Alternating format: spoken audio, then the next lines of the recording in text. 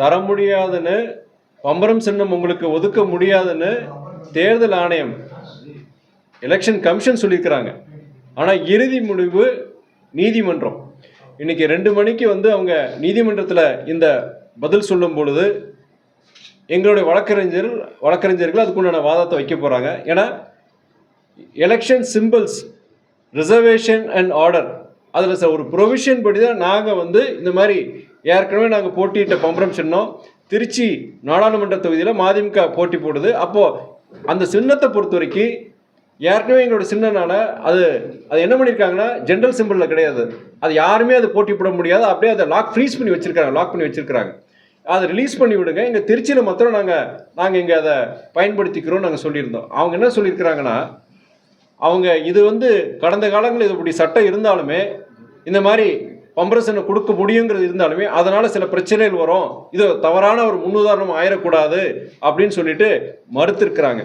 நாங்கள் என்னென்னா அந்த சட்டத்தில் இடம் இருக்குது, இந்த மாதிரி பம்பரசனை எங்களுக்கு ஒதுக்க முடியும்னு பர்டிகுலர் ப்ரொவிஷன் சொல்லி தான் நாங்கள் அது கேட்டிருக்கிறோம்.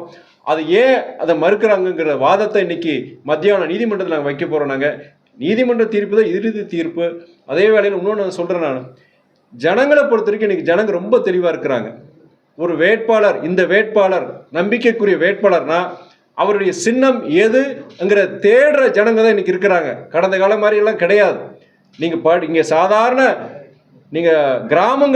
கிராமங்களில் உள்ளாட்சி தேர்தலில் பஞ்சாயத்து பிரசிடென்ட், கவுன்சிலரு, மற்ற பொறுப்புகள் பொறுத்த வரைக்கும் கிட்டத்தட்ட 3-4 கேட் இது பொறுத்த வரைக்கும் ஒவ்வொன்றும் ஒவ்வொரு சின்னமாக இருக்கும்.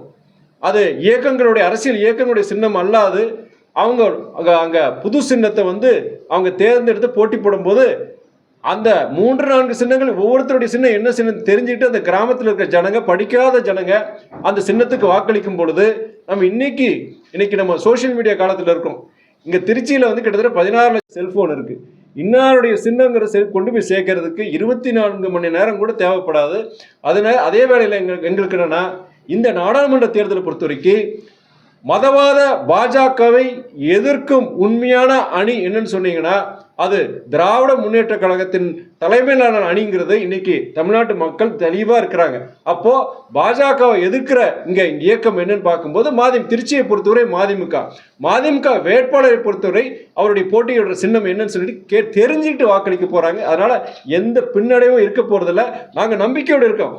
ஒருவேளை அவங்க நீதிமன்றம் இந்த லீகல் ப்ரொசீஜர் கொஞ்சம் டைம் ஆகுது, கொஞ்சம் இதாகுதுன்னா அப்போ நாங்கள் பரப்புரையில் இருக்கிறோம். நாங்கள் மேற்கொண்டு நாங்கள் சின்னத்தை சொல்லாமல் இருக்க முடியாது. அதனால பிளான் பி, பிளான் சி வேற சின்னங்கள் நாங்கள் ஜென்ரல் சிம்பிள்ஸ் இதெல்லாம் வச்சிருக்கோம். நாங்கள் அந்த சிம்பிள் ஏதாவது ஒன்று நாங்கள் போட்டி போட போகிறோம்.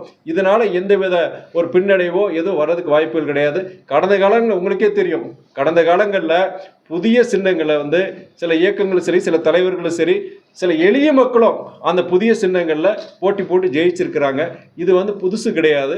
தமிழ்நாட்டை பொறுத்த வரைக்கும் மக்கள் விவரமானவர்கள். மதவாத பாஜக வந்துடக்கூடாதுங்கிறதுல ஒட்டுமொத்த தமிழகம் இருக்கும் பொழுது இந்த சின்னம் பொறுத்த வரைக்கும் ஒரு பின்னடைவை ஏற்படுத்தாது. அதாவது இன்னைக்கு பாஜக அரசு, ஒன்றிய அரசை சார்ந்த ஸ்தாபனங்கள், இன்கம் டேக்ஸ், இடி, சிபிஐ, இப்போ எலெக்ஷன் கமிஷன் அதில் கொஞ்சம் சேர்த்துக்கலாம் நீங்கள். ஏன்னா இதே நம்ம தமிழ்நாட்டில் பாஜகவை அந்த அணியை சார்ந்த தமிழ் மாநில காங்கிரஸ் மற்றும் அமமுகவுக்கு பொறுத்த வரைக்கும் அவங்க கேட்ட சின்னத்தை டக்குன்னு ஒதுக்கிட்டாங்க. சரி, எங்களுக்கு மதிமுகவுக்கு நாங்கள் இது 2 மாசம் நடந்துட்டு இருக்கு. இந்த பிரச்சனை, இந்த சின்னம் பொறுத்திய பிரச்சனை 2 மாசம் நடந்துட்டு இருக்கு. போன மாசம் என்ன சொன்னாங்கன்னா, அதுக்குண்டான அந்த தரவுகள் சிலதெல்லாம் நீங்கள் சப்மிட் பண்ணாமல் இருக்கிறீங்க, அதை முதல்ல நீங்கள் பண்ணுங்க, அப்போ தான் உங்கள் அப்ளிகேஷன் நாங்கள் பார்க்க முடியும், திரும்பி நீங்கள் ரீசப்மிட் பண்ணுங்கன்னு சொன்னாங்க. ஆனால் 2 மாதத்துக்கு முன்னாடியே அந்த ரிக்வயர்ட் டாக்குமெண்ட்ஸ், எங்கள் இயக்கத்தை பற்றி அந்த டாக்குமெண்ட்ஸ் பொறுத்த வரைக்கும் நாங்கள் எல்லாம் கொடுத்துருந்தோம். அவங்க சிஸ்டத்தில் அப்லோட் பண்ணாமல் இருந்தாங்க. அது அவங்களுடைய தவறு. சரி, அதுக்கு முன்னாடி புதுசாக ஒரு அப்ளிகேஷன் போட்டு எல்லாத்தையும் கொடுத்த பிறகு இல்லாத ஊருக்கு வழி சொல்கிற மாதிரி புதுசாக ஒரு காரணத்தை இவங்க சொல்லிட்டு இருக்கிறாங்க. இது என்னன்னா எங்களுக்கு மாத்திரம் கிடையாது, இது விடுதலை சிறுத்தைகள் இயக்கத்துக்கும் அவங்களுக்கு பானை சின்னம், அவங்களுக்கு இது வரைக்கும் அவங்க கன்ஃபார்ம் ஆகலை. அதே மாதிரி நம்மளுடைய எங்கள் அணியில் இல்லாத, சரி நாங்கள் கூட சரி எங்கள் அணியில் விட்டுருங்க, இன்னொரு அணி இருக்குது, இன்னொரு கட்சி இருக்குது, நாம் தமிழர் இயக்கம். அவங்களுடைய இயக்கம் கடந்த காலங்களில் கரும்பு விவசாயி அந்த சின்னத்தில் பலமுறை போட்டி போட்டிருக்க உங்கள் ஊட நண்பருக்கு எல்லாருக்கும் தெரியும். அப்படி இருந்த பொழுதும் அவங்களுக்கு வேண்டிய அந்த சின்னத்தை மறுத்து கேலி பண்ணுற மாதிரி, கிண்டல் பண்ணுற மாதிரி அவங்க மைக் சின்னத்தை கொடுத்துருக்குறாங்க. அவங்க இது என்னன்னா இது பழி வாங்கிறது தான் தவிர பாஜகவை எதிர்க்கின்ற அரசியல் இயக்கங்கள் எதுவுமே இங்கே தமிழ்நாட்டிலையும் சரி நாட்டிலையும் எதுவும் இருக்கக்கூடாதுங்கிறத அந்த மனப்பான்மையை தான் இந்த எலெக்ஷன் கமிஷனுடைய இந்த நடவடிக்கையில் தெரியப்படுத்துது. அது மாற்று சின்னமா எது பிளான் சி இருக்குன்னு என்ன சின்னத்தை நீங்கள் கோர போறீங்க? Plan B, plan C. இன்னைக்கு மாலை உங்களுக்கு இன்கேஸ் நீதிமன்றம் தீர்ப்பு காலதாமதம் ஆகுதுங்கிற போதில் கண்டிப்பாக ஊடக நண்பர்கள் பத்திரிகையாளர் எல்லாரையும் சந்தித்து கண்டிப்பாக இதே மாதிரி கண்டிப்பாக நாங்கள் சொல்ல போகிறோம். சரிங்களா? But be positive. எதுக்கு நம்ம நெகட்டிவாக நம்ம யோசிக்கணும்?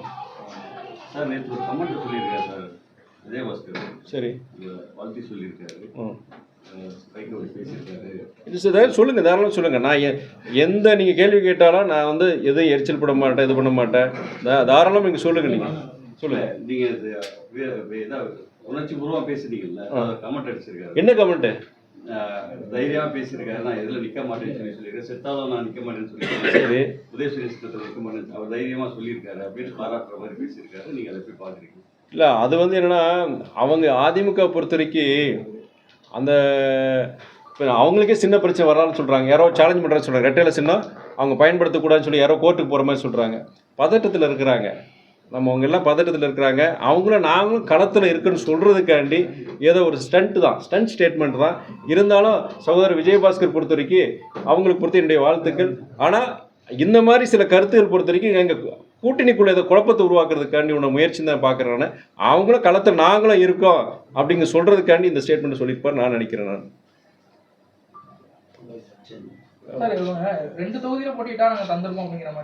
ஏன் விடுதலை சிறுத்தைகள் இயக்கத்துக்கு கொடுக்கல? நான் தான் கேட்குறேன். நான் 2 சின்னத்தில் போட்டி போட்டால் உங்களுக்கு சின்னம் கொடுக்குற சொல்கிறேன். இதே எலெக்ஷன் கமிஷன் ஏன் விடுதலை சிறுத்தைகள் அவங்களுக்கு கொடுக்குற சின்னத்தை பானை சின்னத்தை கொடுக்கல? இது வரைக்கும் காலதாமதம் பண்ணிட்டு இருக்காங்களே, அதை தான் சொல்கிறேன் நான்.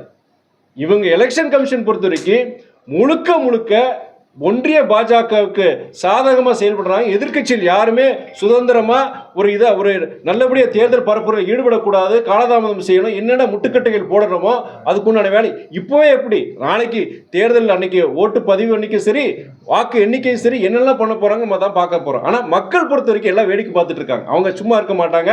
கண்டிப்பாக இதுக்கான தக்க பாடத்தை மக்கள் போட்டுவாங்க. அந்த மாதிரி சின்ன கிடைக்கல. ஏன் கிடைக்கல நீங்க சொல்றீங்க? ஏங்க தேர்தல் ஆணையம் தான் ஃபைனல் ஆகுது. நீதிமன்றம் ஒன்று இருக்கு. அவங்க தீர்ப்பு தான் இறுதி தீர்ப்பு. கடந்த காலங்களில் இந்த மாதிரி தேர்தல் ஆணையத்துடைய தவறான முடிவுகளை கண்டிச்சு நீதிமன்றங்கள் சரியான தீர்ப்பு கொடுத்துருக்காங்க. நம்பிக்கையோட இருப்போம், அவ்வளவுதான்.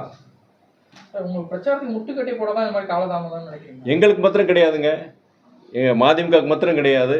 விடுதலை சிறுத்தைகளுக்கு, நாம் தமிழர்களுக்கு, இந்தியாவில் இருக்க எல்லா மாநிலங்களிலும் இந்த பிரச்சனை நடந்துட்டு இருக்கு. எந்தெந்த வழியில் அவங்க சிக்கல். இப்போ காங்கிரஸ்க்கு பார்த்தீங்கன்னா அவங்க கடைசி நேரத்தில் வருமான வரித்துறையுடைய இதை சொல்லி அவங்களோட அக்கௌண்ட்ஸை ஃப்ரீஸ் பண்ணிட்டாங்க. இப்போ தேர்தலுக்கு அவங்க செலவு பண்ணுறது கூட கையில் காசு கிடையாது. இப்போ ஒவ்வொரு கட்சிக்கும் ஏதோ ஒரு விதத்தில் ஏதோ ஒரு இதன் ரூபத்தில் அவங்க இடைஞ்சல் கொடுத்துட்டு இருக்காங்க ஒன்றிய அரசு. அதுக்கு எங்களுக்கு பொறுத்த வரைக்கும் தேர்தல் ஆணையம், மற்றவங்களுக்கு இன்கம் டேக்ஸாக இருக்கலாம், EDயாக இருக்கலாம், எதாக இருக்கலாம்.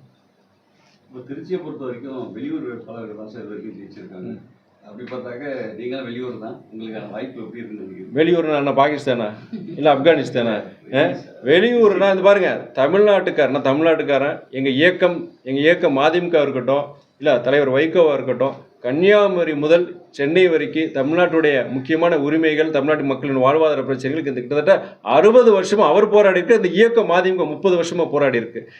இதே திருச்சியில் நான் கடந்த 3 வருஷத்துக்கு முன்னாடி நேரடி அரசியலுக்கு வந்ததுக்கப்புறம் இதே திருச்சியில் 1 வருஷத்துக்கு முன்னாடி நீட்டுக்காண்டி மாணவர் கருத்தரங்க நடத்தினோம். அதை நான் கலந்துக்கிட்டேன்.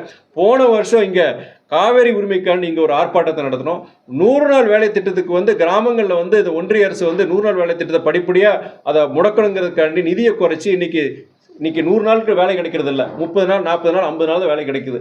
அப்போ அந்த திட்டத்தை அது முற்றிலுமாக போயிடுச்சுன்னா கிராமத்தில் இருக்கிற இந்த ஏழை விவசாயிகள் இருக்கட்டும், நிலமில்லா விவசாயிகள், இல்லை வறட்சி காலங்களில் நிறைய வானம் பார்த்த பூமி, புதுக்கோட்டை மாவட்டத்தில் உங்களுக்கு வானம் பார்த்த பூமி, அங்கெல்லாம் பொறுத்த வரைக்கும் நிறைய பேர் இந்த மாதிரி 100 நாள் வேலை திட்டத்தை வச்சு நம்பியிருக்காங்க. அது இல்லைன்னா அடுப்பெரியாது. அப்போ அந்த 100 நாள் வேலை திட்டம் போயிடுச்சுன்னு எவ்வளோ ஒரு பாதகத்தை உருவாக்கும். புள்ளி விவரங்களோட ஒன்றிய பாஜக அரசு இந்த 100 நாள் வேலை திட்டத்தில் எவ்வளோ அந்த திட்டத்தை முடக்கிறதுக்கு உண்டான முயற்சி என்னன்னு நான் சொல்லியிருந்தேன். நான் ஆனால் திருச்சியை பொறுத்து எனக்கு புதுசு கிடையாது. இன்னொன்று சொல்கிறேங்க, எல்லா உள்ளூர் வேட்பாளர் நல்லது செஞ்சுட்டாங்களா? நான் கேட்குறேன், உங்களை எல்லாருக்கிட்டையும் கேட்குறேன். உள்ளூர் வேட்பாளர் வெளியூர் வேட்பாளர் கிடையாது. ஒரு வேட்பாளர், ஒரு அரசியல் இயக்க தலைவர், ஒரு அரசியல் இயக்கமோ அவங்க நல்லா சிறப்பாக செயல்பட்டாங்க, நல்லா அவங்க வந்து பணியாற்றுறாங்க, அவங்க அந்த மக்களுக்குடைய நம்பிக்கைக்குரியவராக இருக்கிறாங்கன்னா அந்த ஜனங்க எந்த கட்சி எந்த சின்னம் எதுவும் பார்க்க போகிறது கிடையாது. என்னை பொறுத்தவரை எங்கள் இயக்கத்துக்கு ஒரு வாய்ப்பு நம்முடைய முதலமைச்சர் அண்ணன் தளபதி அவங்க ஒரு வாய்ப்பு கொடுத்துருக்குறாங்க. திருச்சி தொகுதியை எங்களுக்கு கொடுத்துருக்குறாங்க. இந்த தொகுதியை பொறுத்த வரைக்கும் நாங்கள் சிறப்பாக பணியாற்றுவோம். நான் மாத்திர வேட்பாளர் கிடையாது. இங்கே எங்களுடைய மாவட்ட செயலாளர் சோமு இருக்கிறார், வெள்ளமண்டி சோமு இருக்கிறாரு, காலங்காலமாக இந்த ஊர் தான் இருந்திருக்கிறாரு. அவரை வச்சு தான் எங்கள் தேர்தல் வேலையை பார்த்துட்டு இருக்கோம். இந்த திருச்சி தொகுதி உட்பட்ட 6 சட்டமன்ற தொகுதியில் ஒவ்வொரு சட்டமன்ற தொகுதியில் என்னென்ன கோரிக்கைகள் இருக்குது, நீண்ட கால பிரச்சனைகள் என்னென்ன இருக்குங்கிறது நான் தெரிஞ்சுக்கிட்டு இனி அடுத்து பரப்புரை போகும்போது சரி, இன்னைக்கு காலையில் கூட நான் போகும்போது நான் இன்னைக்கு ஒரு வாக்கிங் மாதிரி போயிருந்தேன். நான் அப்போ போயிருக்கும்போது அத்தனை ஜனங்க பார்க்கும்போது அவ்வளோ சந்தோஷப்பட்டாங்க. நீங்கள் எங்கள் தொகுதியில் நிற்கிறவங்க அவ்வளோ தூரம் நாங்கள் சந்தோஷப்படுறாங்க. சந்தோஷம், நீங்கள் கண்டிப்பாக உங்களுக்கு தான் வெற்றின்னு சொல்லிட்டு அத்தனை ஜனங்க ஒரு வெளியூர் என் மேலே குறை சொல்கிறதுக்கு வேற ஒன்றும் கிடையாது. இப்போ இது ஒரு வெளியூர்காரன்னு சொல்லிட்டு இருக்காங்க. இதே திருச்சி ஊர் தான். நீங்கள் கடந்த காலங்களில் இதே திருச்சி ஊர் நீங்கள் சிறப்பான வேட்பாளர்கள், நல்ல வேட்பாளர் வெளியூர்காரங்க இதே திருச்சி ஊர் தான் தேர்ந்தெடுத்திருக்கு. அதனால் உள்ளூர் வெளியூர் கிடையாது. நான் தமிழ்நாட்டுக்காரன். நான் எங்கே போனாலும் ஜனங்க ஏற்றுக்குவாங்கன்னு. வேற அடுத்ததை பாம்பு போடுறீங்களா? தொடர்ந்து பாம்பு போட்டே இருக்கீங்க நீங்கள்.